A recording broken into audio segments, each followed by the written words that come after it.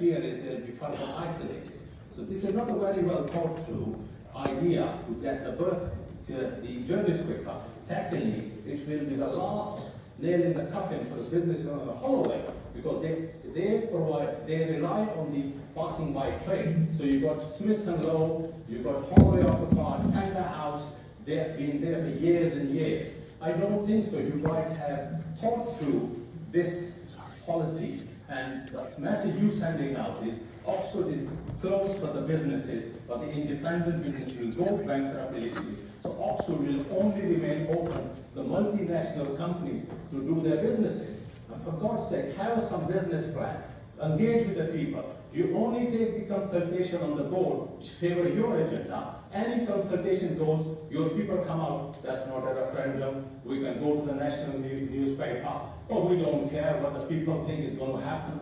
This is a democracy, and we live in a Great Britain. We're not living in a Putin's Russia or China's Xi, where you can dictate people how to live their life. Have some kind of dignity and listen to the people. This is a Great Britain. This is worse than Putin. You've got 6 armed police officers out there, and treating the public like a criminal, and you've got Harrys out there. We are all.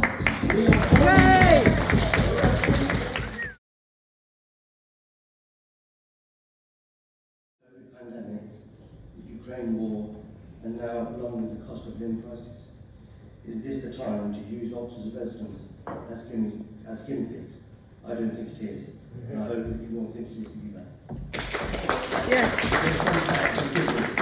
Over 80% of businesses in East Oxford believe that they will be adversely impacted by these traffic filters. 70% of residents are opposed to this. This is not a Brexit referendum of 51% to 49%. This is more akin to the poll tax when everybody was up in arms. So please vote against these proposals at this time and reconsider engaging with the whole community, local businesses, local residents.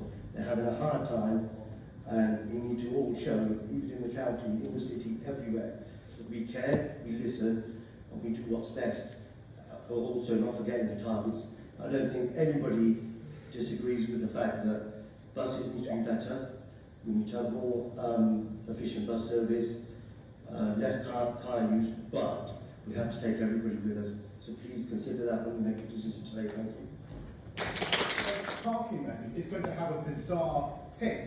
You are going to land Oxfordshire hospitals with a bill of more than £1 million per year for your staff car park tax, and suburban schools with about £26,000 per year car park tax, and Oxfam with about £60,000 a year car park tax.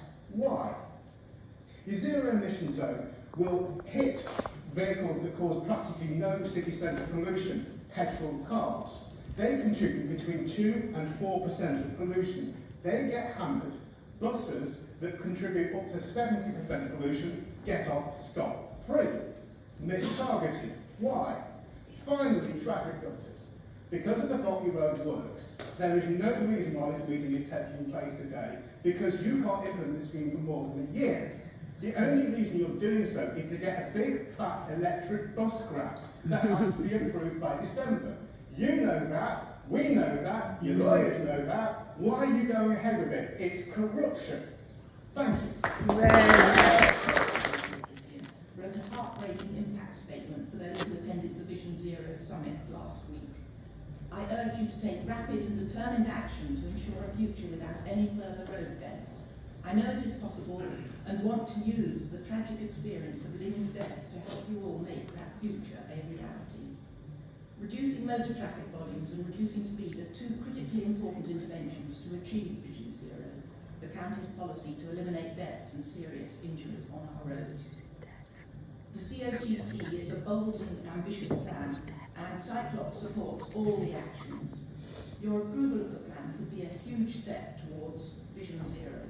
However, traffic filters will cut traffic volumes, but the exemptions and permits being proposed are too generous, and your models suggest a reduction too small to make our roads be as any. And many of them would not be able to afford the cost of the additional petrol. And for most of them, the only realistic way to travel is by car. Concerning the traffic filters, it would be much better if there were only 4 of them. The 2 which I think should be omitted are the Marston Ferry Road filter, which would divert traffic onto the A40, and the High Bridge Street filter, which would divert traffic onto a long length of the A34 between Botley and Pear Tree. These sections of the ring road are nationally strategic routes, and they are already congested in busier periods. A small amount of additional traffic would make the congestion much worse.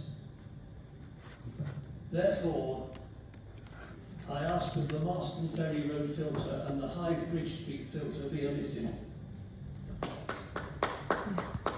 Another point, the St Clement's traffic filter will cut East Oxford off from Eddington and the hospitals, and therefore I ask that they should only operate in peak periods.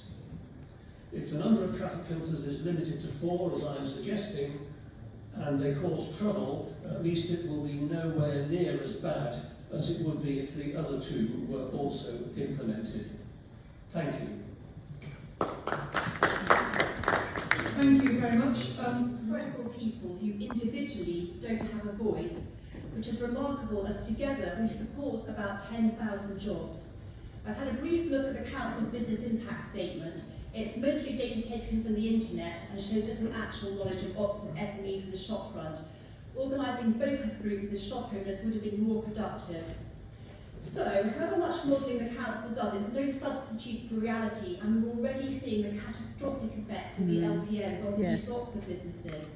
Yeah. There can't be anyone here who doesn't admit the LTNs are the major cause, and yet nothing is being done. 100%. The effects of the traffic filters in Oxford would be on a vast scale and would negatively impact a whole city's businesses. Yeah. The impact would not just be financial, but there's also the human cost, the loss of someone's livelihood and the Yeah. destruction of their dreams. What happens is many small shops operate on a month-by-month basis and won't be able to survive. We have the worst inflation in 40 years and the biggest drop in disposable income in 6.5 decades. With the current focus on growth in the UK, the Council should not be proposing a traffic scheme which is going to suppress trade. Instead, Hooray. it should be saying, what can we do to help? It's simply untrue that traffic filters won't affect the businesses. The councillors know it, and we know it. You've got to be accountable and take this very seriously. We should rethink the traffic filters, give us a free world-class park and ride, and sort the school run issue instead. The whole thing feels rushed, and we need to go back to the drawing board. Thank you very much.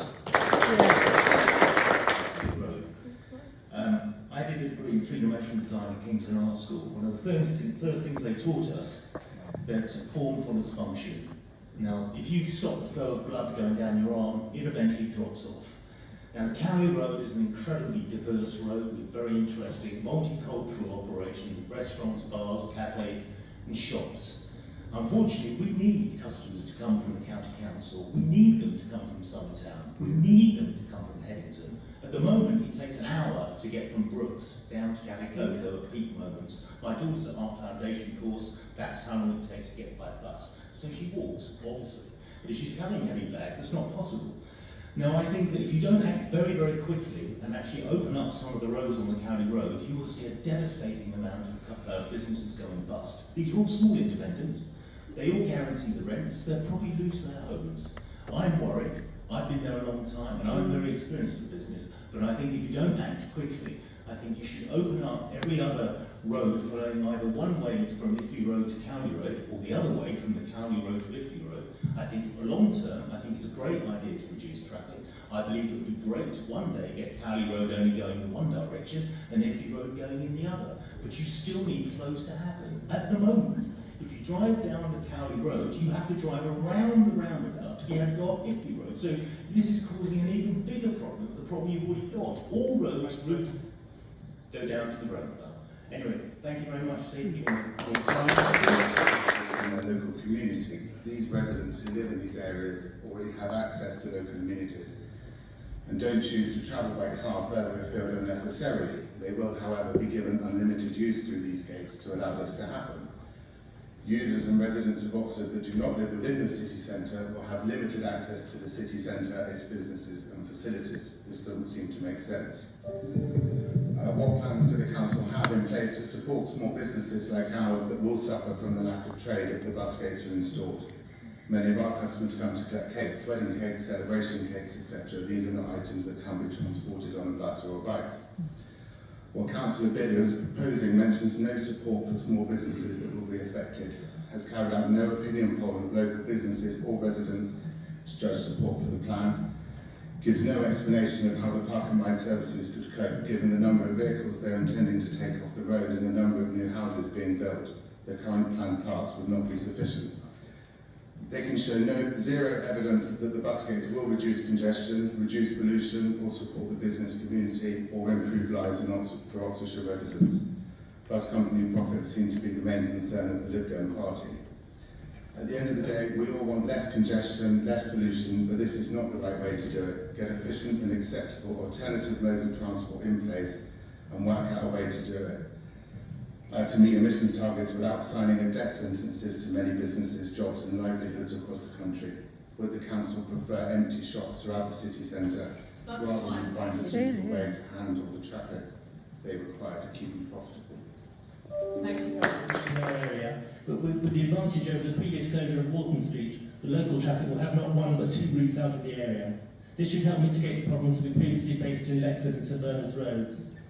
But we would also ask for traffic levels on these two streets to be closely monitored and if they rise, for firm action to be taken. Also, the scheme will only be judged a success if it sees the return of buses such as the pick-me-up to Jericho. After the bitter disputes over Walton Street, Ken Paul of Jericho Connections and I decided to bring together groups from across the divide to seek common ground. It's fair to say that almost all of these groups are now at least open-minded to the council's proposals, including Oxford's large employers such as OUP and the university, who are very much in favour. Perhaps the one exception is the Jericho Traders, several of whom are speaking here today. To these businesses, I would say, I understand that it is natural for a small business to resist change and to see any potential loss of income as a threat. But this can go too far. Indeed, one local trader said to me that we couldn't have a school safer street scheme because they could also be popping into Londis on Walton Street for a pint of milk after they've dropped the children by car. Is the small profit that can be made from a pint of milk really worth risking a child's future for? And especially when it is anyway quicker to walk.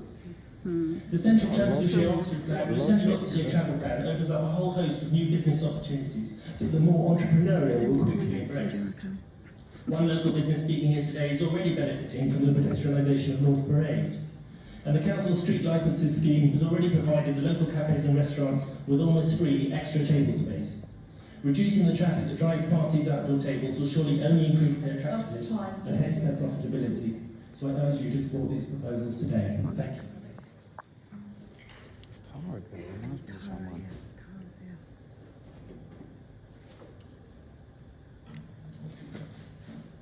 Okay, so my name's Tara Beatty. Thank you for letting me speak today.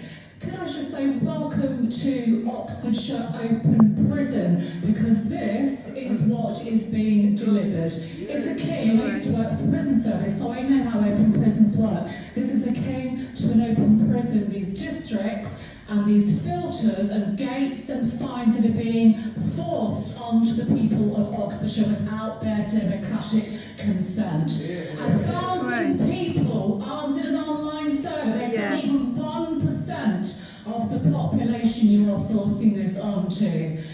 This is a sham, what's going on in here today. And what is this democracy when the people, and this is public question time, may I remind you, public question time, not just speeches, so I have a question, when the people asking questions are shut in a separate room and they're not in here where you face them with accountability. Yeah, that's right. Because this is freedom of speech. Allow me to have my freedom of speech when I am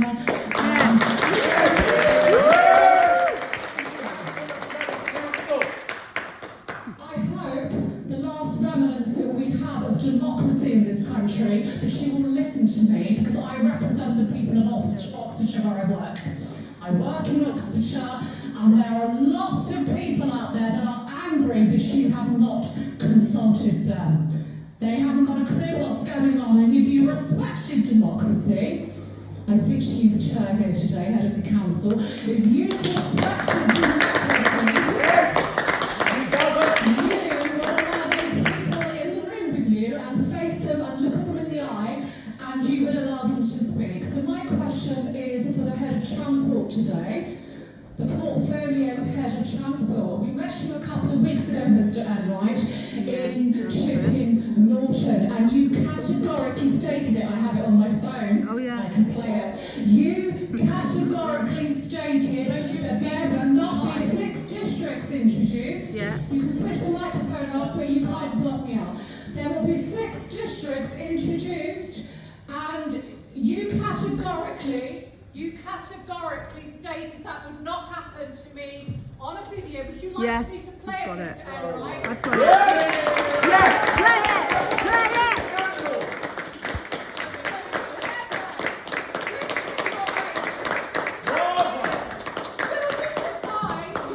You said to us categorically on camera, it's on Twitter. Thank you very much. Will you resign if this is voted through today? Yes. It's going to be, isn't it? Will you resign? Will you resign? Resign! Resign!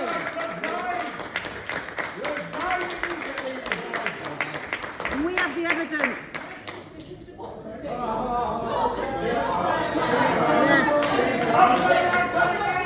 Debbie, turn it round. Thank you very much. We'll clear the chamber and we'll come back in 10 minutes. You were